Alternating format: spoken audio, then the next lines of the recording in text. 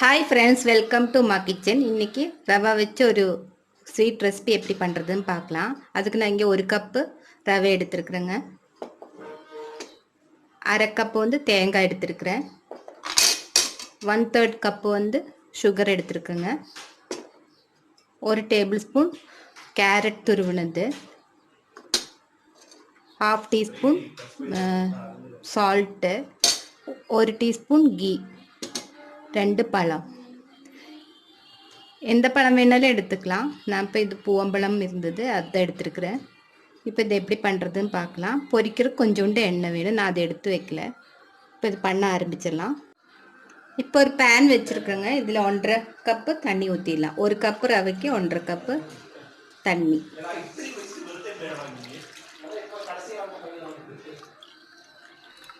கரெக்டாக அரை கப்பு. இதில் சால்ட் ஆட் பண்ணிக்கலாம். 1/2 டீஸ்பூன் சால்ட்டு, 1/4 டீஸ்பூன் கூட போட்டால் போதும், நிறைய வேண்டாம், போதும்.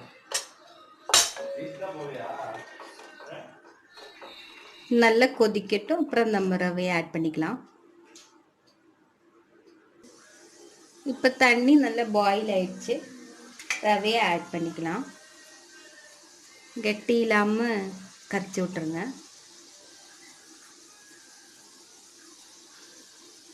அடுப்பு கொஞ்சம் ஸ்லிம்மில் வச்சுருங்க, ஏன்னா ரவை வேகணும் நம்மளுக்கு. இந்த மாதிரி ஒரு பரவலான தட்டில் போட்டோம்னா கெட்டி இல்லாமல் விழுகும், அதுக்காக தான் நான் இப்படி போட்டேன். ஸோ நல்லா கிளறி விட்டுடலாம். இந்த தண்ணியெல்லாம் சுண்டி ரவை வந்து நல்லா வேகும்.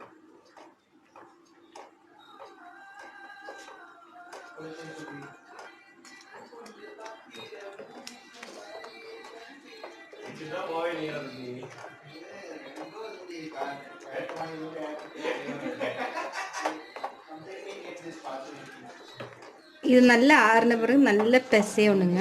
பிசைஞ்சிட்டு நம்ம வந்து ஃபில்லிங் ரெடி பண்ணிடலாம். இந்த ஆற வச்சிடலாம் ஃபஸ்ட்டு.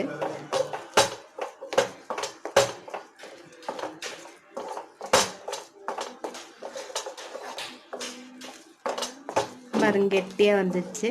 கொஞ்சோண்டு ஆயில் மேலால் ஊற்றிட்டு நம்ம ஆற வச்சிடலாம். நல்லா ஆறின பிறகு நல்லா பிசைஞ்சு எடுத்துடலாம்.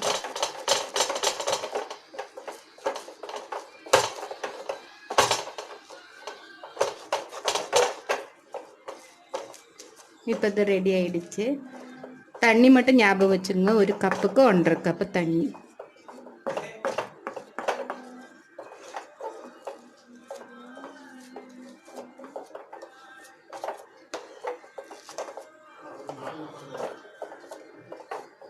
போதும், இந்த ஆற வச்சிடலாம். அடுப்பு ஆஃப் பண்ணிடலாம். இது நம்ம வந்து ஃபில்லிங் ரெடி பண்ணிடலாம். அதுக்குள்ளே இது ஆறட்டும். பேன் வச்சுருக்குறேங்க. இதில் இப்போ 1 டீஸ்பூன் நெய் ஊற்றிடலாம்.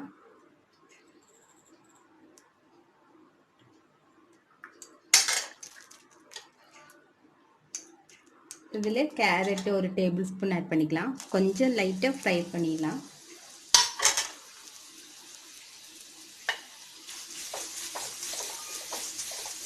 அப்போ தான் அந்த கேரட்டு வந்து சாஃப்ட் ஆகிடும் சீக்கிரம், நம்மளுக்கு அந்த க்ரன்ச்சினஸ் இருக்காது.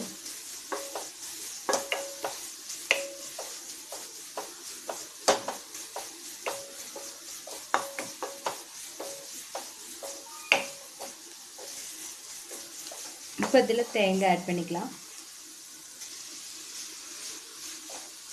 1/2 கப்பு தேங்காய்.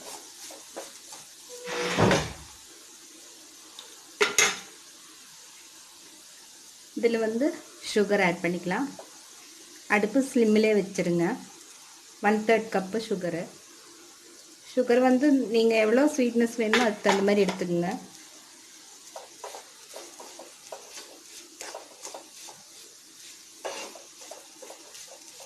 இது கொஞ்சம் கலர் சேஞ்ச் ஆகிடும். அப்புறம் வந்து நம்ம லாஸ்ட்டு பழம் ஆட் பண்ணிக்கலாம்.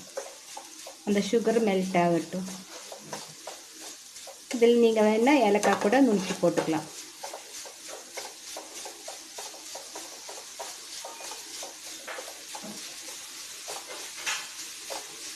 இந்த பூர்ணம் வச்சு நம்ம பண்ண அந்த ரவா மிக்ஸ் வச்சு கொழுக்கட்டை மாதிரி கூட பண்ணலாம். நான் இப்போ வந்து வேறு மெத்தடில் பண்ணி காமிக்கிறேன்.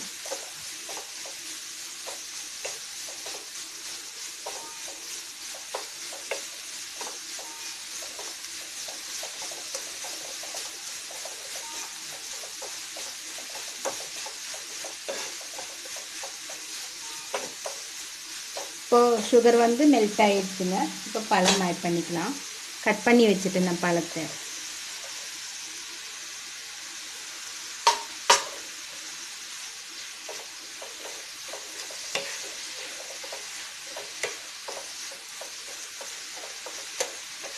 இந்த ஃபில்லிங்னு இல்லை, உங்களுக்கு என்ன ஃபில்லிங் பிடிக்குமோ அந்த மாதிரி பண்ணிக்கோங்க. காரம் வேணுன்னா காரம் ஃபில்லிங் கூட பண்ணலாம். இப்போ நம்மளுக்கு ஃபில்லிங் ரெடி ஆகிடுச்சு. இதே மாற்றி வச்சுக்கலாம்.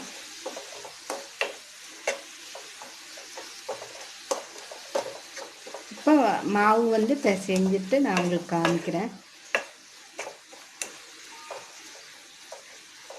இது ரெடி ஆகிடுச்சு. இப்போ மாவு பிசையலாங்க. கொஞ்சோண்டு நெய் ஆட் பண்ணுறேங்க, கையில் ஒட்டாமல் இருக்கிறதுக்காக. நெய்யா இல்லைன்னா வெண்ணெயா, பொறுக்கிற சூடு தான் இருக்குது.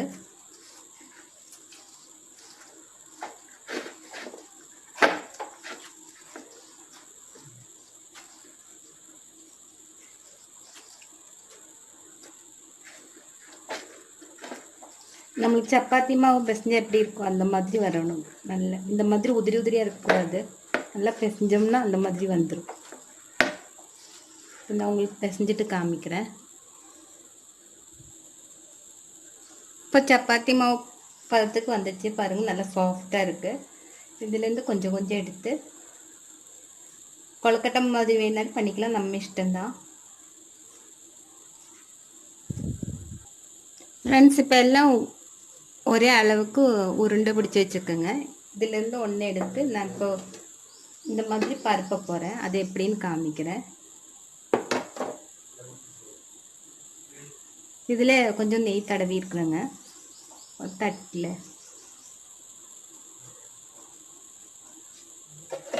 நம்மளோட சாதாரண மூடி தான் இது. இதில் வந்து டப்பா மூடி இப்படி ப்ரெஸ் பண்ணிவிட்டு நல்லா அழுத்தினா நல்ல ஈவனாக ஸ்ப்ரெட் ஆகிடும் பாருங்க.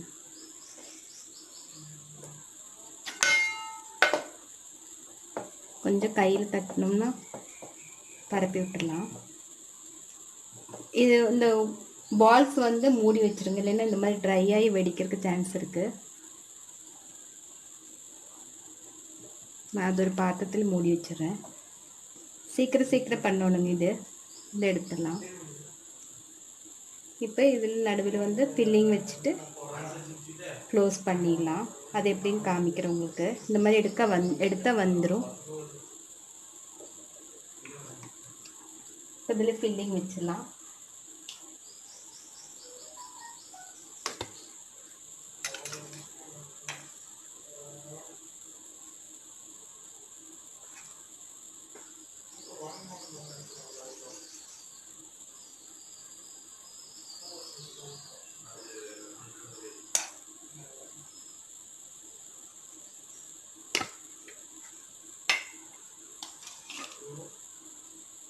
நம்ம இஷ்டம் தான், என்ன ஷேப் வேணுனாலும் எடுத்துருங்க. இப்போ இது க்ளோஸ் பண்ணிடலாம்.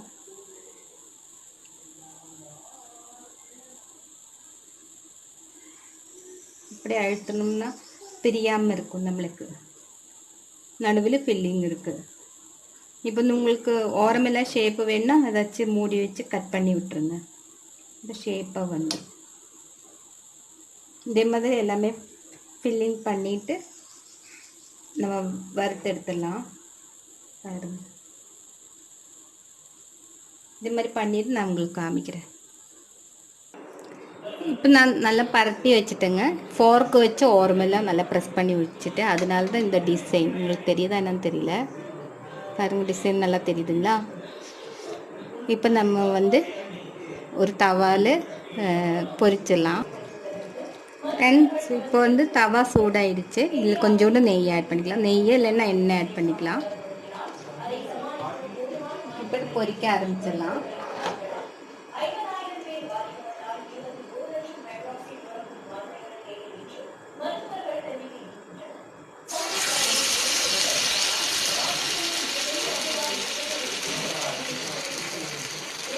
கொஞ்சம் கலர் சேஞ்ச் ஆனாலே போதும். ஏன்னா ரவையும் வெந்திருக்கு, உள்ளே ஸ்டஃப்பிங்கும் வெந்திருக்கு. ஒரு 2-3 நிமிஷம் வெந்தாலே போதுங்க. கொஞ்சம் கலர் மட்டும் சேஞ்ச் போதும். திருப்பி போட்டுக்கலாம்.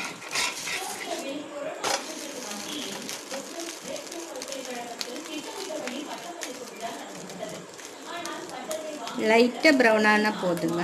நான் ஒன்று ஆல்ரெடி இந்த மாதிரி எடுத்து வச்சுருக்கேன் பாருங்கள். இந்த மாதிரி இருந்தாலே போதும்.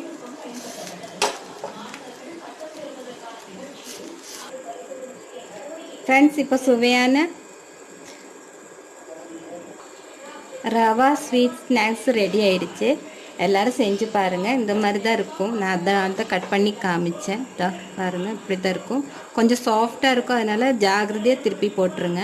இந்த ரெசிபி எல்லாருக்கும் பிடிச்சிருக்குன்னு நினைக்கிறேங்க. பிடிச்சிருந்தா லைக் பண்ணுங்கள், ஷேர் பண்ணுங்கள்.